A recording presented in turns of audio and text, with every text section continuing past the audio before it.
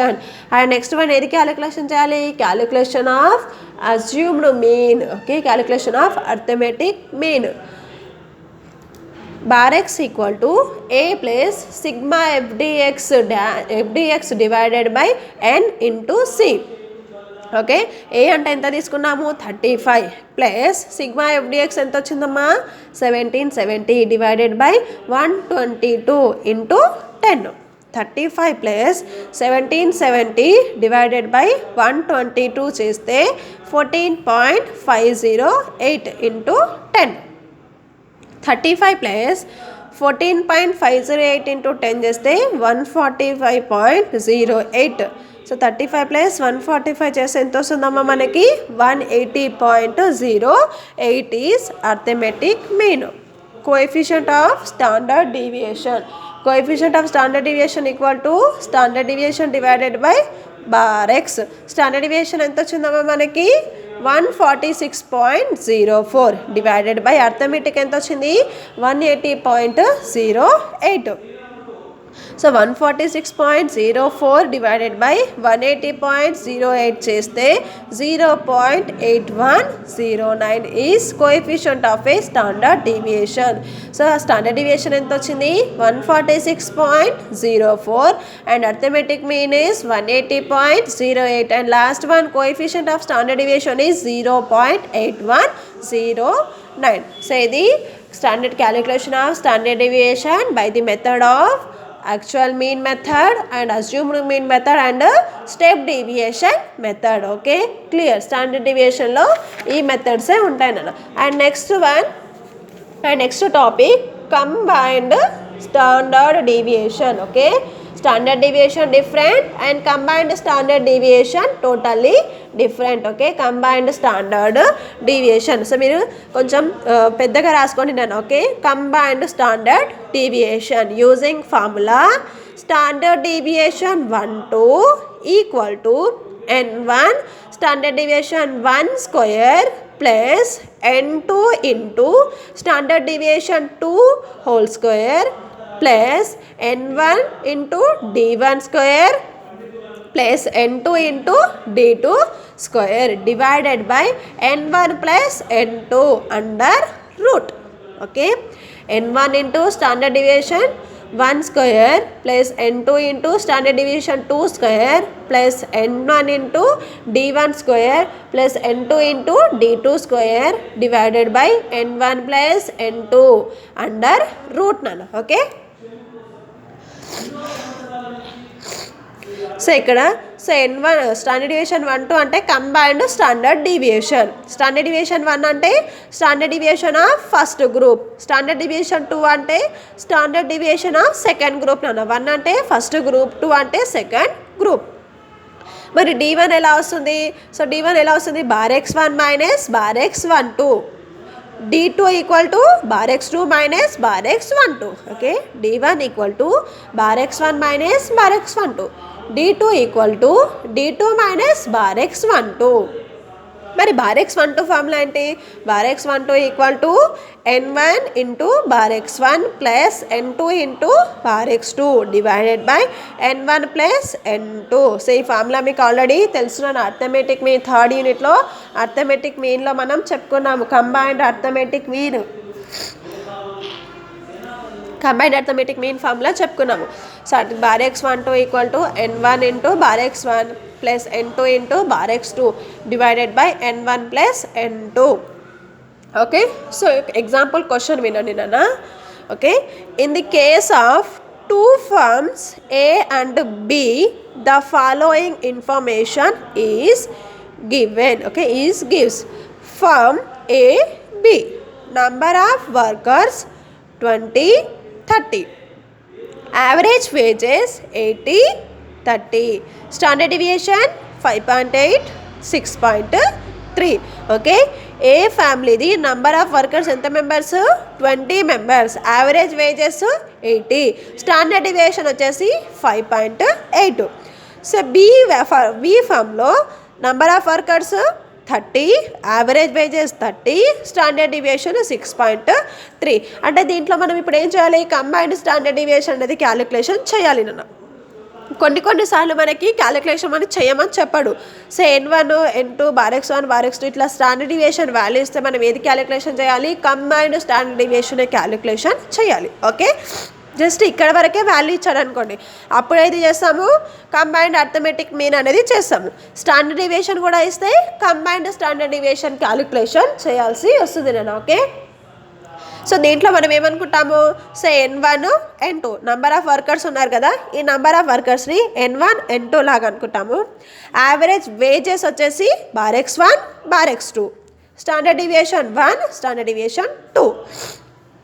Okay, first one ఏది calculation చేయాలి మనం, క్యాలిక్యులేషన్ ఆఫ్ స్టాండర్డ్ డివియేషన్లో అర్థమెటిక్ మీన్ క్యాలిక్యులేషన్ చేస్తాం నేను. Combined arithmetic mean using formula bar x12 equal to N1 into bar x1 plus N2 into bar x2 divided by N1 plus N2. Okay,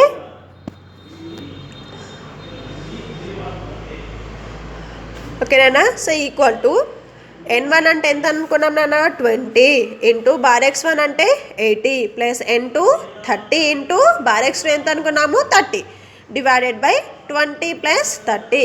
so ఇక్కడ పక్కన రాసుకోండి, N1 equal to 20, N2 equal to 30, bar x1 equal to 80, bar x2 equal to 30, standard deviation 1 equal to 5.8, standard deviation 2 equal to 6.3. Okay, N1 equal to 20, N2 equal to 30, bar x1 equal to 80, bar x2 equal to 30, standard deviation y equal to 5.8, standard deviation 2 equal to 6.3 నాన్న.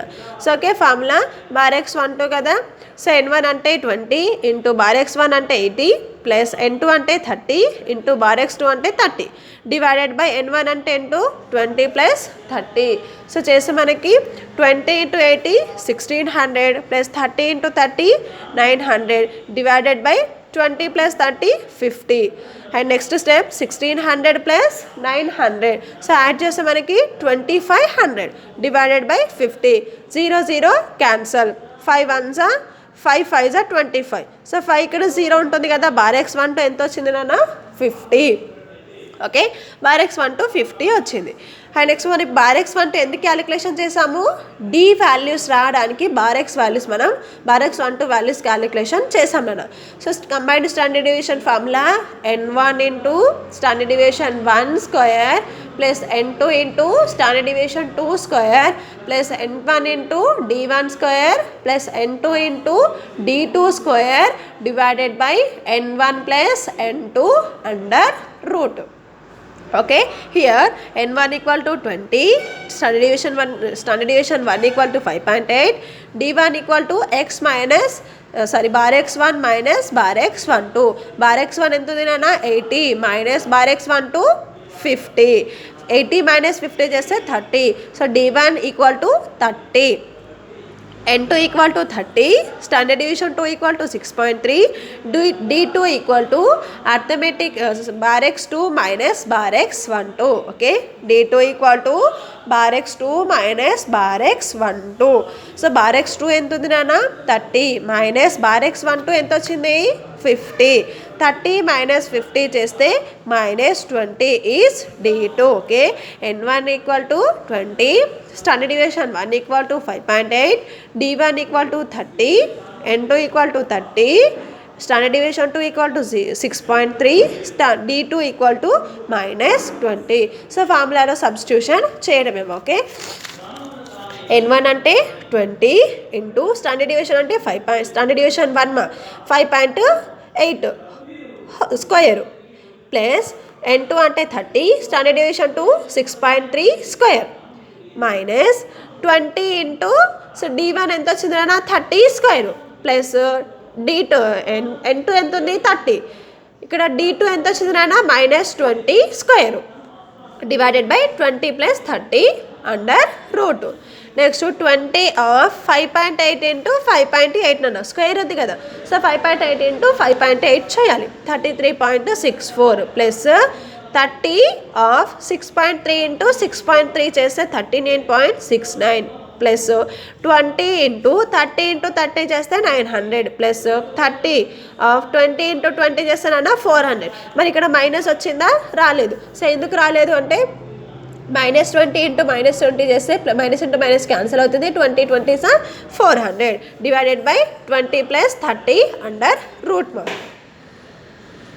High next one 20 into 33.64 చేస్తే 672.8 plus 30 into 39.69 చేస్తే 1190.7 plus 20 into 900 చేస్తే 18,000 plus 30 into 400 చేస్తే 12,000 divided by 20 plus 30 చేస్తే 50 under root 672.8 plus 1190.7 plus 18,000 plus 12,000. So చేస్తే 31,863.5 divided by 50.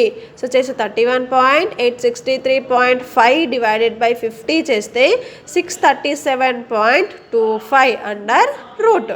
Okay, so 637.25కి root apply చేస్తే standard deviation ఎంత వచ్చిందమ్మా మనకి? 25.2438. Okay, once again repeat. So combined standard deviation formula ఏంటన్నా మనకి? Standard deviation 1 equal to n1 into standard deviation 1 square plus n2 into standard deviation 2 square plus n1 into d1 square plus n2 into d2 square divided by n1 plus n2 under root. Standard deviation 1 2 అంటే ఏంటిదమ్మా? Combined standard deviation. Standard deviation 1 అంటే standard deviation of first group, standard deviation 2 అంటే standard deviation of second group. d1 ఎలా వస్తుంది నాన్న? Bar x1 minus bar x12. d2 ఎలా వస్తుంది? Bar x2 minus bar x12.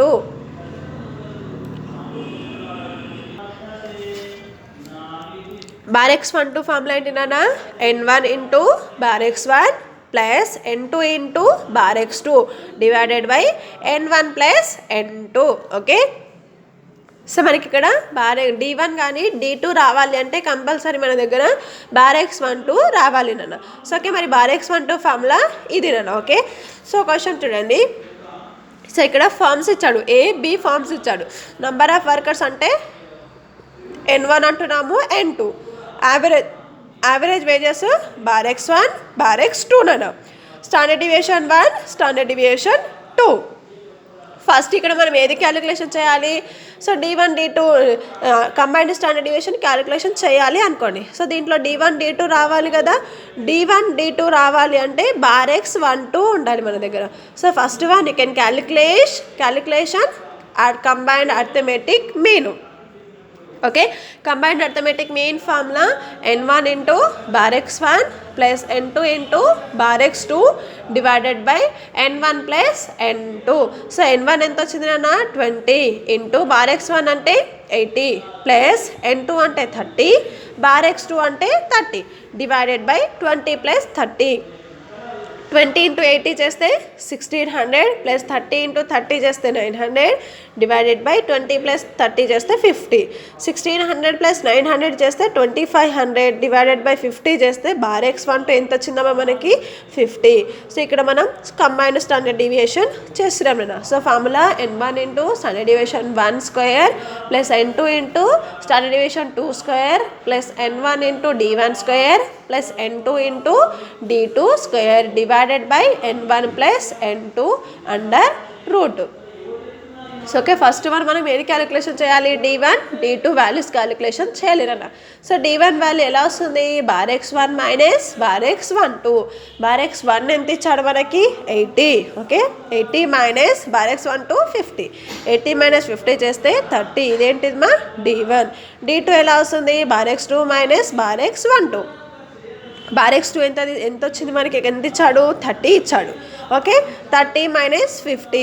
So 30 minus 50 చేస్తే -20. So మరి ఇది ఎక్కడ ఎలా ఫైండ్ అవుట్ చేయాలి మేడం అంటే నెంబర్ ఆఫ్ వర్కర్స్ ఇస్తే అది n1 n2 లాగా n లాగా ట్రీట్ చేయాలి. నెక్స్ట్ యావరేజ్ వేజెస్ అంటున్నాడు కాబట్టి అది arithmetic mean. Okay, So here n1 equal to 20, standard deviation 1 equal to 5.8, d1 30, n2 30, standard deviation 2 6.3, d2 minus 20. So formula substitution చేయడమేమో. Okay, n1 ఎంత ఇచ్చాడు, 20 ఇచ్చాడు. నెక్స్ట్ ఇంటూ స్టాండర్డ్ డివియేషన్ 1 ఎంత ఇచ్చాడు మా 5.8 స్క్వేర్ ప్లస్ n2 ఎంత ఇచ్చాడు 30, స్టాండర్డ్ డివియేషన్ 2 ఎంత ఇచ్చాడు 6.3 స్క్వేర్ ప్లస్ n1 అంటే 20, నెక్స్ట్ d1 ఎంత వచ్చింది మనకి క్యాలిక్యులేషన్ చేస్తే 30 స్క్వేర్ ప్లస్ నెక్స్ట్ n2 అంటే 30, d2 ఎంత వచ్చింది నాన్న -20 square divided by 20 plus 30 under root. Next స్టెప్లో ఏం చేస్తున్నాము 20 యాస్టీస్గా రాస్తున్నాను. 5.8 స్క్వేర్ ఉంది కదా, సో అది ఎలా చేయాలి 5.8 ఇంటూ 2 చేయొద్దు కదా, 5.8 ఇంటూ 5.8, సో చేస్తే 33.64 అంటే 5.8 ఇంటూ 5.8 చేస్తే మనకి 33.64. నెక్స్ట్ ఇక్కడ 30 యాస్టీస్ రాస్తున్నాను. 6.3 ఇంటూ 6.3 చేస్తే 39.69 ప్లస్ 20 యాస్టీస్ రాస్తున్నాను. 30 into 30 900 plus 30 యాస్టీస్ 20 into 20 400 divided by 20 plus 30 under root. Next 20 into 33.64 చేస్తే 672.8 ప్లస్ 30 ఇంటూ 39.69 చేస్తే 1190.7 అన్న ప్లస్ 20 ఇంటూ 900 చేస్తే 18,000 ప్లస్ 30 ఇంటూ 400 చేస్తే 12,000 divided by 20 plus 30 under root అన్న. సో పై దానికే కాకుండా మొత్తం దానికి మనం అండర్ రూట్ అనేది అప్లై చేయాలి. Okay, so 672.8 plus 1190.7 plus 18,000 plus 12,000 divided by 50 under ఇక్కడ చేస్తే మనకి ఎంత వచ్చింది నాన్న 31,863.5. Okay, so 31 next 50 under root 31,863.5 divided by 50 చేస్తే 637.25 వస్తుంది నాన్న. సో అండర్ రూట్ 637.25కి మనం అప్లై చేస్తే ఎంత వస్తుంది standard deviation 25.2438. Okay, so standard deviation formulas ఏంటి నాన్న మనకి, so individual formula sigma d1 square divided by n. So అది ఇండివిజువల్, అదే మనకి ఇది షార్ట్ కట్ డైరెక్ట్ మెథడ్ అన్న. సో అది మనకి షార్ట్ కట్ అయితే ఏ ఫార్ములా యూస్ చేసాము sigma dx square divided by n minus sigma dx divided by n and whole square under route. So అది అప్లై చేసాము. అదే ఫార్ములా డిస్క్రీట్ సిరీస్కి వచ్చేసరికి డైరెక్ట్ మెథడ్లో ఏది యూజ్ చేసాము sigma FD dash square divided by n under root చేసాము. అదే formula next discrete సిరీస్లో అజ్యూమ్డ్ మీన్ అయితే sigma FDX whole square divided by n minus sigma FDX divided by n whole square under root into C పెట్టామా పెట్టలేదన్నా, ఎందుకంటే discrete సిరీస్లో మనకి C ఉండదు. కంటిన్యూస్ సిరీస్లో అయితేనే క్లాస్ ఇంటర్వల్ డిఫరెన్స్ అనేది మెయింటెనెన్స్ చేస్తాం. అదే కంటిన్యూస్ సిరీస్లో అయితే ఫార్ములా మనకి ఏది యూజ్ చేస్తాము, సో ఫస్ట్ డైరెక్ట్ మెథడ్ అయితే sigma FD dash square divided by n under root into C. Assumed mean అయితే sigma FDX square divided by n minus sigma FDX divided by n whole square under root into C. And next one last step deviation method. So step deviation method ఏంటి నాన్న formula మనకి, so arithmetic mean అయితే sigma FDX dash divided by A plus sigma FDX dash divided by n into C. Standard deviation అయితే sigma FDX dash square divided by n minus sigma FDX dash divided by n whole square under root into C. Okay, and combined standard deviation formula, combined standard డీవియేషన్లో మనకి d1 ఎలా వస్తుంది నాన్న, so first combined standard deviation 1 2 equal to n1 into standard deviation 1 square plus n2 into standard deviation 2 square plus n1 into d1 square plus n2 into d2 square divided by n1 plus n2 under root. దాంట్లో where d1 equal to bar x1 minus bar x12, d2 equal to bar x2 minus bar x12, where bar x12 equal to n1 into bar x1 plus n2 into bar x2 divided by n1 into n2. So నేను ఎలా అయితే 1 by 1 formulas ఎలా చెప్తున్నానో మీరు కూడా అలా formulas అన్ని by heart చేస్తేనే ఈ స్టాండర్డ్ డివియేషన్లో మీకు ప్రాబ్లమ్స్ చేయడానికి ఈజీగా ఉంటుంది నాన్న. లేదు అంటే ఫార్ములా అక్కడిక్కడ పోయింది అనుకోండి, టోటల్ ప్రాబ్లం మనం చేయలేము. సో ఫార్ములాస్ పైననే డిపెండెంట్ అయ్యి ఉంటుంది నాన్న. సో డైలీ బై హార్ట్ చేయండి, లేదంటే ఒక సపరేట్ పేపర్ పైన రాస్తూ ఉండండి. సో ఫార్ములాస్ అనేవి ఈజీగా వస్తాయి. ఫార్ములా ఎంత ఈజీగా వస్తాయి, ప్రాబ్లం అనేది అంత ఈజీగా మనం చేస్తాం నాన్న. ఓకే, సో నెక్స్ట్ ఫార్ములాస్ అయితే very very important. So by heart చేయండి. ఓకే, థ్యాంక్ యూ మా.